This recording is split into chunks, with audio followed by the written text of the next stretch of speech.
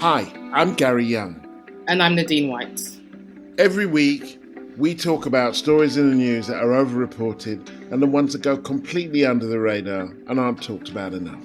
And today, I have a special co-host, as you just heard. It's journalist, author, publisher, filmmaker, UK's first ever race correspondent, and someone I'm very proud to call a friend, and that is Nadine White.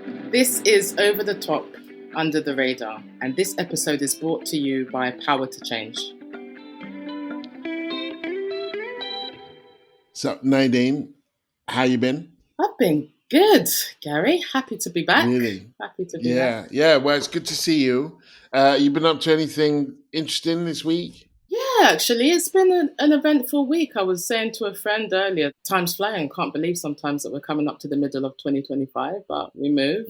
Yesterday, I was at the Ritzy Cinema in Brixton, South London, hosting a panel discussion with the team behind a new documentary that will be coming to the BBC, I think in a few weeks, called Backlash, the Murder of George Floyd. And it looks at the last 5 years since the murder of George Floyd, the family's pursuit of justice, Derek Chauvin's prosecution, the global anti-racism demonstrations that, of course, we all saw, the public statements of solidarity from organizations and people at the helm of institutions, and the pushback that has taken place. So it was an interesting conversation with the exec producer, James Rogan, the director, Kwabena Apong, the producer, Satama, and a contributor and artist by the name of Shay Lingo. So great discussion, lovely turnout. Heavy, of course, because of I was going to say heavy, emotionally challenging. It's a really, really powerful documentary. It's 89 minutes, I believe, and it covers a lot. And what was their conclusion? Might be too trite a term, but what was their sort of thesis? How did they understand what had happened? Or was it more like just charting what had happened? Yeah, I think it was more charting what happened, what has happened over the past 5 years, but the conclusion, or a conclusion that was offered up by contributors, was about the importance of resistance and how the struggle for equality continues, and it's important to take a stand against injustice. And as much as there has been a very real backlash against anti-racism movements and demonstrations and stances, change has come about, and it's been positive. The fact that people have taken a stand and were galvanized in the way that we've seen over the past 5 years is something that is noteworthy. Yeah, because I feel like, I mean, obviously it was wonderful to see people on the streets in 2020 and to see the conversation change. But then I just worry that none of that became embedded. I mean, in institutions, it kind of pollinated all over the place and people did things where they were. And that's really important and shouldn't be denigrated or forgotten. But that the backlash was much stronger than the lash. Do you know what I mean? In terms of what we got done in that sort of window of opportunity, as opposed to what has come down the pike as a response to it. I feel like, okay, so we raised awareness of racism, but raising awareness of racism in itself doesn't stop racism. As a country, we've become more aware of racism and more racist. That's definitely correct. I would agree. Many people feel as though the momentum has waned, really. That's the change has not been embedded, as you say. It's bleak, in the context of police brutality and racism. Black people are still being disproportionately stopped and searched, arrested, incarcerated, still more likely to die in police custody, still more likely to be injured through police contact. The stats are there and they're grim. There hasn't been any improvement in that regard. And I think I speak for a lot of people when I say that I am certainly not as optimistic about change, positive change coming about, as I was in the immediate wake of George Floyd's murder and the anti-racism demonstration that we saw. But as the film and contributors in the film highlighted, resistance is essential. We move.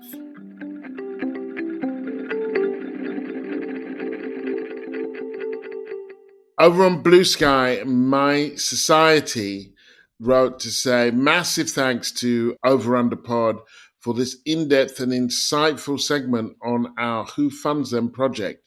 Just became aware of it thanks to the Migrant Democracy Project. Thank you, My Society. The Tony Blair clip is getting a lot of feedback and shares on TikTok, including Brian D., who says Gary Younge is one of the best journalists working in Britain today. We're lucky to have him. Thank you, Brian. If only I knew how TikTok worked. I'm too old.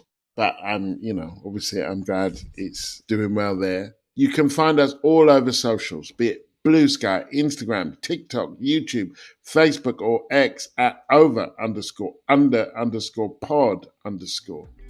And a big shout out to the people who joined us on Patreon recently, including Rosie, Colleen, Jenny, and Patrick.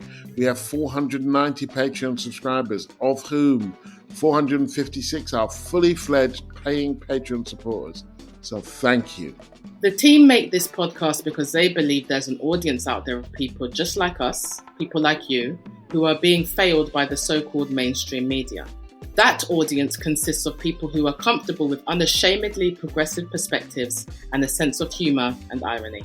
And the small black production company behind this podcast, Unedited, aren't paid for what we do. Because our values matter to us, we don't take random adverts. We only accept sponsorship and support from organisations whose values align with ours. So it's your contributions that keep this space alive. If you enjoy the pod and find value in what we do, please consider donating. The packages start at just £5 plus VAT a month. And if you already donate, please consider upgrading your membership. You'll get the podcast episode, our bonus episodes, the weekly newsletter, and access to the exclusive Over Under WhatsApp community. They even have their own Over Under playlist on Spotify, so check it out. Search Over the Top Under the Radar on Patreon and put your money where your ears are. Today, I want to talk about Donald Trump welcoming Afrikaner refugees and Keir Starmer's immigration speech. How about you, Nadine? Well, Gary, I'm going to talk about royal family distractions and the prostate cancer crisis. My over the top this week is about language and integration. And it comes out of Keir Starmer's awful immigration speech that he made early in the week. Among other things, Starmer said, without rules, we risk becoming an island of strangers. I'm going to get into that in a minute. Not a nation that walks forward together. When people come to our country, he said they should also commit to integration, to learning our language and our system. Our system should actively distinguish between those that do and those that don't. And I think that's fair. He also said a one nation experiment in open borders conducted it on a country that voted for control. So my first point about this, and I'm going to need to kind of be disciplined because there was so much wrong with this speech. What experiment in open borders? We just had the Windrush scandal. I'm not sure if he remembers that. Not only do we not have open borders, we have the border replicated all over the country so that anybody, your boss, your landlord, the housing authority, they become border agents at a certain time. So it's a nonsense narrative that we've had a one nation experiment in open borders. It's ridiculous and offensive. Primarily, I want to concentrate on this issue of learning our language, and it doesn't mean integration. Now, I studied languages, French and Russian. I studied at university. I also speak some German. When I go to a country, any country, I try at least to speak a little bit of the language where I am. And I actually think that if you're going to stay in a place, you're going to want to be able to communicate with as many people as possible. So I don't have a problem with the idea that learning a language is important. And learning the language of the country that you're living in is important. I think it's a good thing. It's also a reason why I think that them cutting the language courses for new migrants, which they've done over the years, the English as a second language courses that you used to be able to get at your FE colleges and so on, that are really hard to come by now, is actually so terrible. If you think it's important, then make it possible and plausible. First of all, learning or speaking a language isn't a barrier to integration. Power is the barrier to integration. There's lots of white English people born in this country who speak English who aren't integrated into the country. They live in depressed areas. They're not integrated into the employment system, the housing system. They're not integrated at all. Actually, that's partly, not entirely at all, but partly where Brexit came from. And if you look at the experience, look at the people least likely to integrate when they go away, least likely to speak the language when they go away. That'll probably be white English people. If speaking languages was really a barrier to integration, then how comes it didn't really impact all of the colonists who went wherever they went, spoke their own language, didn't speak the local language, somehow managed to run the countries with awful examples of tyranny, that not speaking language wasn't a barrier to their integration. It wasn't a barrier to their access to power. It's also a kind of myth that you get a country and you get a language. These things are made. When Italy became Italy, which was in 1861 with unification, only 2.5% of people in that space spoke Italian. The rest spoke their own regional dialects. When the French Revolution took place, half of France didn't speak French, and only about 12 to 13% of them spoke it correctly. These were moments where either nations were made or national traditions were made when people didn't actually speak the language. It's a myth, which doesn't mean that speaking a language is not a good thing and shouldn't be facilitated, but to equate it with integration is flawed. My second point here is that integration is a poor way to understand progress, particularly in the way that it is shaped at the moment, as opposed to power and equality. If you look at the southern states of America, even though they screamed about integration and segregation, in a range of ways it was the most segregated place in America. Black women breastfed white children. They raised white children. They cooked the food for white people. They often, most oftenly coercively, although not always, black women slept with white men. Black men weren't allowed to sleep with white women. That was an entirely different proposition. So it wasn't segregated in any meaningful sense. The difference was power. Who had power? If you're interested in integration as a means of progress, then it has to be related to equality and power. What they mean when they talk about integration is what Starmer means, is cultural integration and being able to speak the language and so on. What he's not talking about, and this would affect white people too, and non-migrants too, is whether you're integrated into the employment system, the housing system, the economy, the education system, all of that kind of stuff. And that demands equality. So this integration segregation paradigm is a nonsense, not least because most immigrants are very well integrated into the society that we live. Which brings me to my third point. His comments were made on International Nursing Day. My mum came to this country as a nurse. If you are looking to see what immigrants do, they are overwhelmingly overrepresented in the most intimate parts of our lives. Nursing, medicine, cleaning, care homes, far from being strangers. When it comes to immigration, we are not strangers. We are the people who wipe your asses. We are the people who do the pap smears and the prostate exams. We are the people who clean your houses. Those are the roles that immigrants play. We're not strangers. We are more likely to be embedded in the most intimate parts of your life than any other group of people in the country. Immigrants know things about you and your body and your life they don't even want to know, but it's their job to know.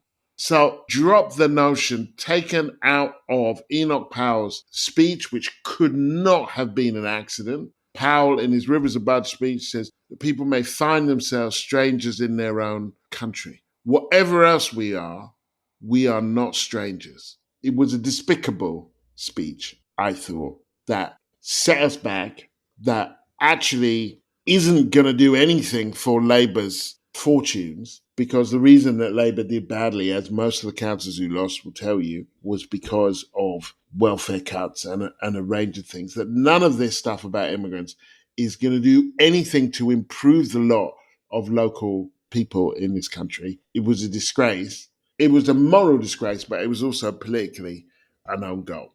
I know that Downing Street has robustly defended Starmer's language on immigration in that speech, saying that the Prime Minister would not shy away from direct talk on the subject, and a series of MPs have criticised him for his rhetoric. Are you surprised? I want to ask. You know, my expectations of him are low, but they keep getting lower. So, yeah, I think because in this one, I actually can't see what the electoral or political advantage is.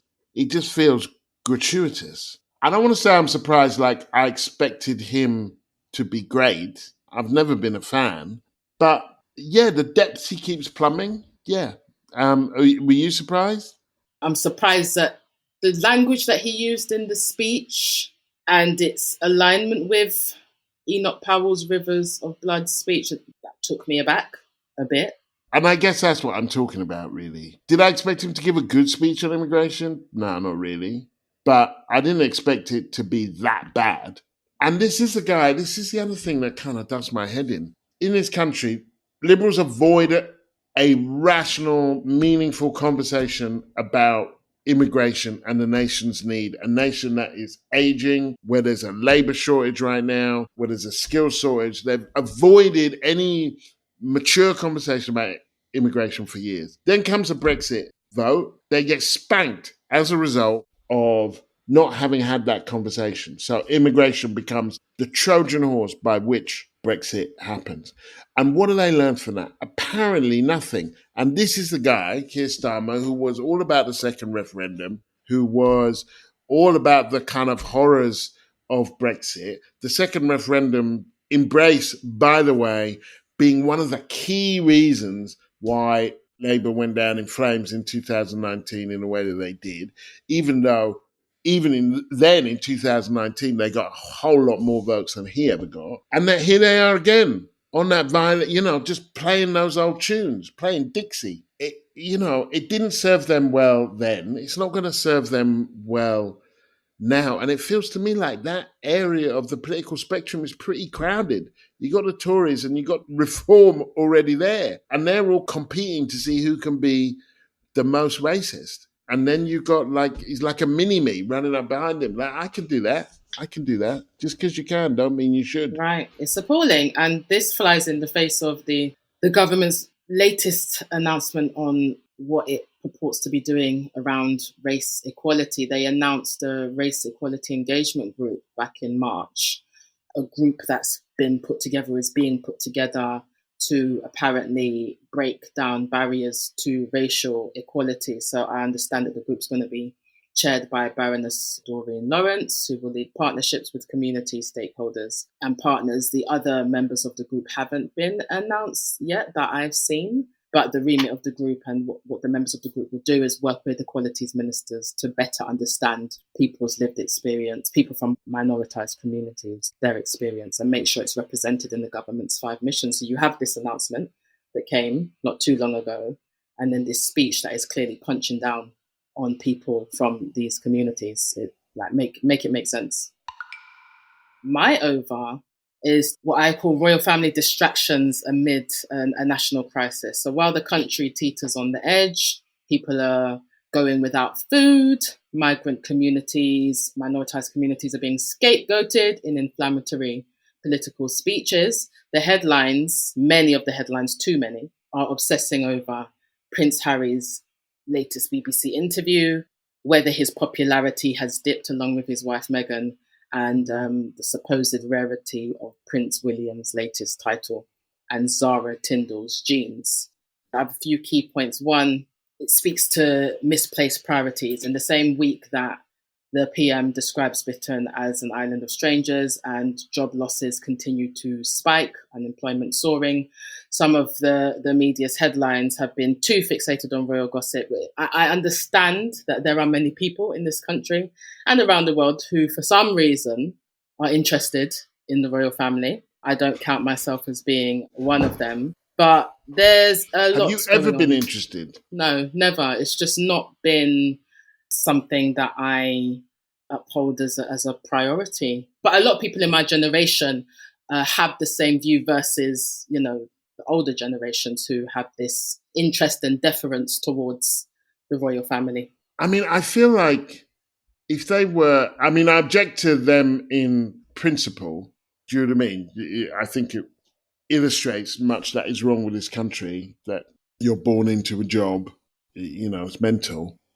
But I also just think they're not that interesting a family. Like, give me the Kardashians over the royals. Because they're proper crazy.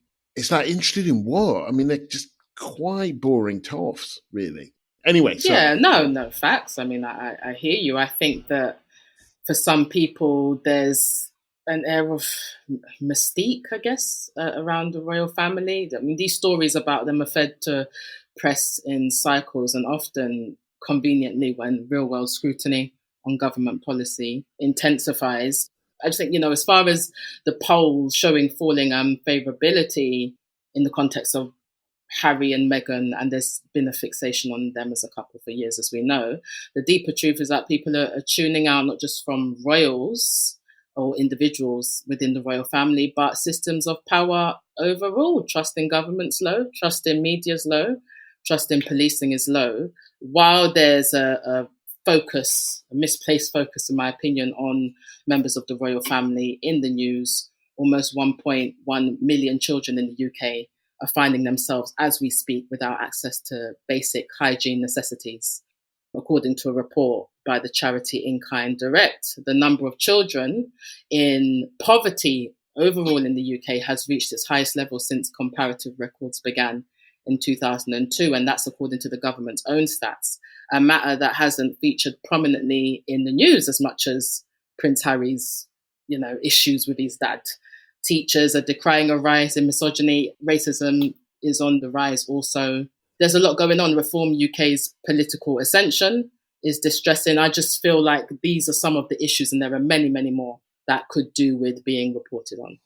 Yeah, and one of the more shocking statistics that I discovered relatively recently was that 5-year-olds are a full 1 centimetre shorter than 5-year-olds were in 2010. And that's down to austerity, according to the people who did that report. But I do want to ask you, because I haven't been paying attention, what is the drama supposed to be? What are they up to now?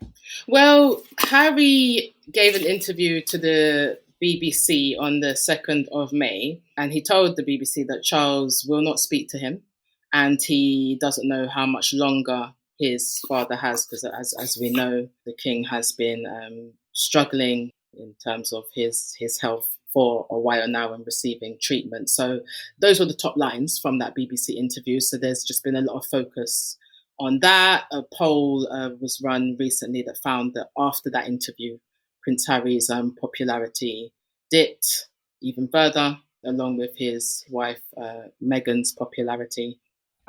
Luckily for him, he don't have to get elected to nothing. So his popularity, I guess, don't really matter so much. This episode is brought to you by Power to Change, a think-do tank that backs community businesses. That's things like community-run pubs, shops, cafes and co-ops, real places run by real people doing real good. They've just released new research that honestly hits home. Turns out 71% of us don't trust any government to put the country first, and over 70% feel like decisions that affect our lives happen way over our heads. But here's the hopeful bit.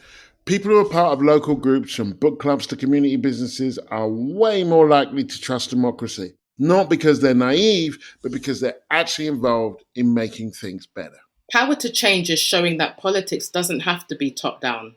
It can be grassroots, local, and built around people who give a damn. They're basically saying if you want to fix trust in politics, start with your neighbourhood. You can read their new report at powertochange.org.uk. Thanks to Power to Change for supporting the show and for reminding us that changing the world might start with changing something in your local area. My under the radar this week is about the prostate cancer crisis among Black men in particular, and ongoing calls, I should add, for a national screening. So some people may not know that prostate cancer is the most commonly diagnosed cancer among men in the UK, and Black men in particular are twice as likely to develop it.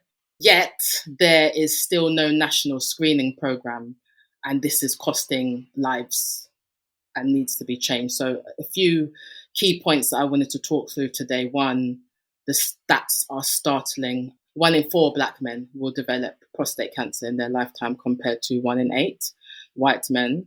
There's a lack of screening, as I mentioned, so no routine testing for prostate cancer like there is for, say, breast cancer or cervical cancer, even though there are new blood and spit tests which are proving effective in diagnoses. Reportedly, under current guidelines, GPs are advised not to bring up a man's prostate cancer risk or his right to have a free PSA blood test unless he presents with symptoms. And that's worrying. There are calls to action. Activists and public figures like the late author Alex Wheatle have long pushed for a national screening campaign, saying just raising awareness isn't enough. We need structural prevention. Charities like Prostate Cancer UK have also been pushing for a national screening campaign. And then there are other public figures like Steve McQueen and Colin McFarlane, both of whom I believe have had diagnoses. They've also spoken about the need for more awareness as well as screening.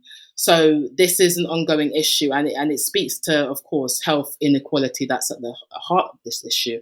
This is more than just about individual risk. It's about systemic failure, and delays in diagnosis are part of a wider pattern where minoritized communities, Black communities, face worse health outcomes. So I wanted to talk about that with you today.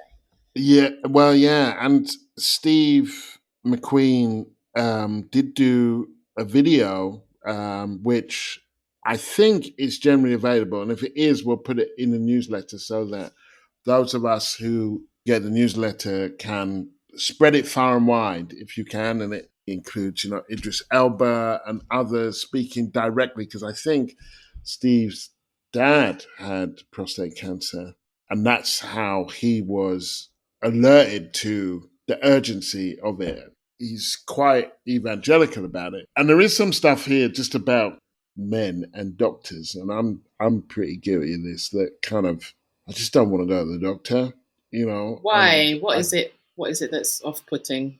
It feels like a hassle. I don't want to get poked and prodded, particularly in the nether regions, which is kind of where all this is kind of going on.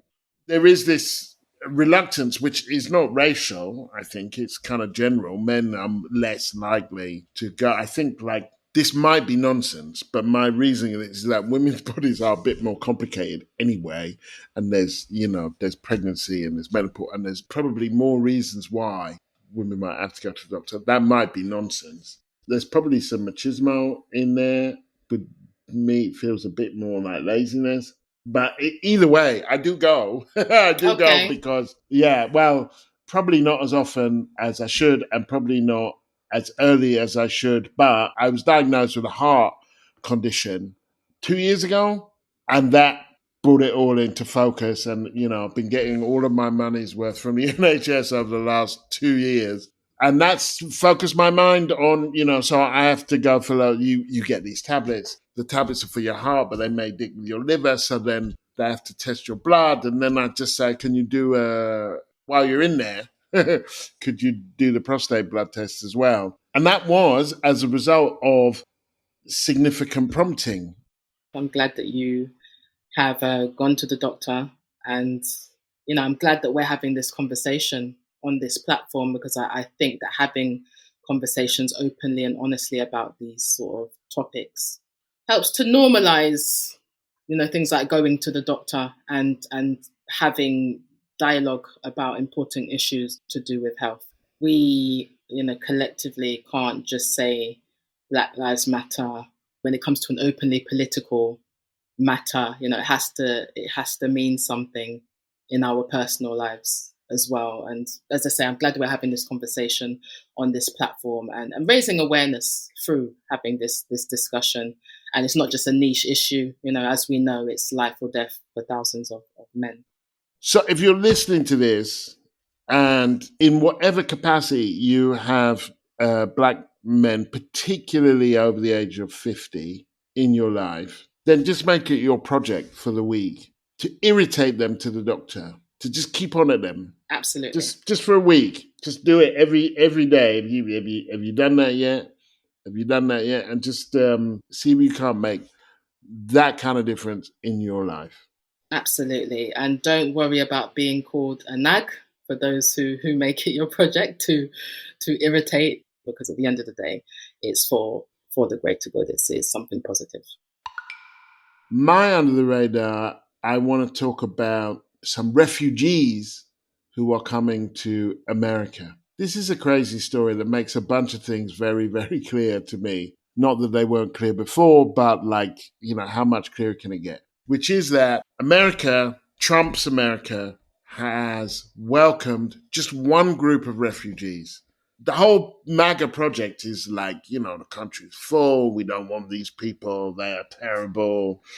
No more immigration, no more freeloading, with one exception, white Afrikaners. A US-funded flight carrying 59 white South Africans who were granted refugee status landed in Washington. It left Joburg last Sunday. They will be given, among other things, temporary or longer-term housing, basic home furnishings, essential household items and cleaning supplies, groceries, weather-appropriate clothing, diapers, formula, hygiene product, prepaid phones, supporting their day-to-day well-being. To be clear, I am in favor of wealthy nations opening their doors to asylum seekers and refugees. It's international law that they should. It's something that most countries signed up to when they sign up to being in the UN. I don't have a problem with them you're giving all this stuff to them. Yeah, you're a wealthy country, so you can do that. The question is, what are these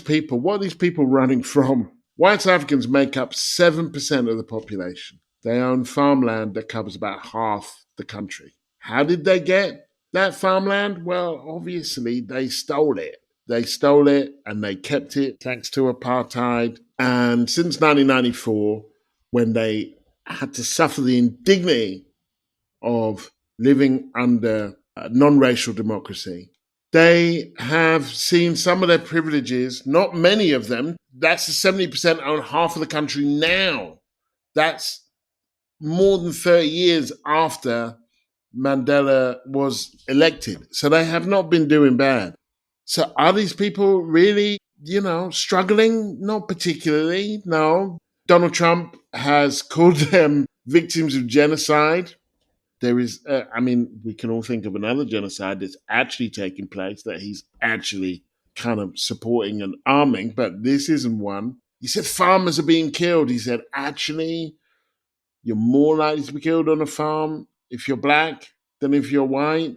Killings on farms are very rare. They are fleeing what they're calling a land grab. What it is an expropriation act that repeals an apartheid-era law and allows the government, in certain instances, to acquire privately held land in the public interest without paying compensation. These people are fine.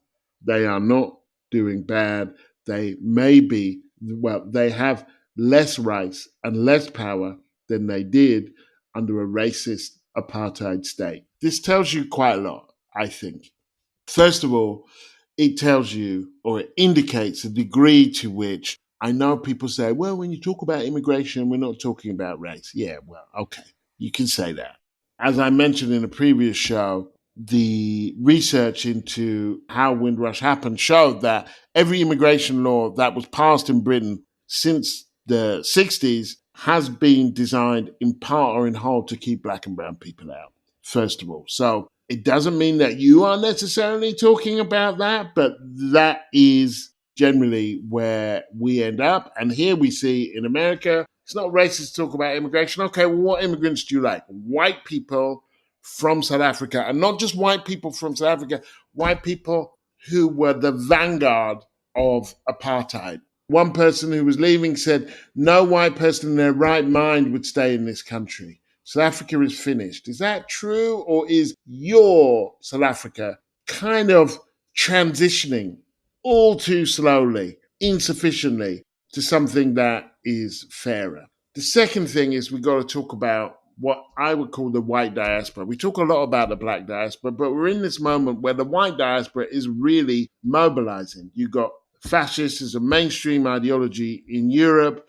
You have Trump in America. You've got reform in Britain, taking words and terms directly out of Trump's and saying, we're not going to have DEI anymore. And it turns out they didn't have DEI anyway. So we have to grapple with this white diasporic moment. And we've had these moments before, I would say, between about 1890 and 1910. That's when all the statues of, murderers and psychopaths went up in most of Europe and America, the assertion of colonialism and white supremacy. So we've had it before. We're in the midst of another one. So that is my under. The Afrikaner asylum seekers. You couldn't really make it out. You couldn't, honestly. No, I think it's a really good item for under. It's interesting, isn't it, how the goalposts move depending on who's affected. Trump's administration's approach reflects broader trends in Western immigration policy. Who can benefit from freedom of movement and who can't. It's fascinating how when these discussions are had, people are often maligned for playing the race card, making everything about race, making things about race, when actually how people are racialized affects, their experiences, their outcomes, how they're treated. I think this item definitely speaks to that. Thanks for listening to Over the Top, Under the Radar. Remember to like, subscribe, and leave a review wherever you get your podcasts. And if you want to support the show, find us by searching Over the Top, Under the Radar on Patreon. Unfortunately, we'll no longer be doing the podcast show. All tickets purchased will be refunded by the promoter. But Karis and I will be at the Belfast Book Festival doing an event together.